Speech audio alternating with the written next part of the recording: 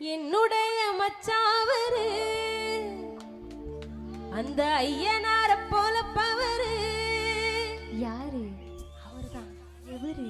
மச்சான். என்னுடைய மச்சாவரு அந்த ஐயனார போல பவரு. அப்புறம் அவரு அருமை சொல்ல வார்த்தை இல்ல. சரி, அவர் அன்புக்கு தான் ஈடு இல்ல.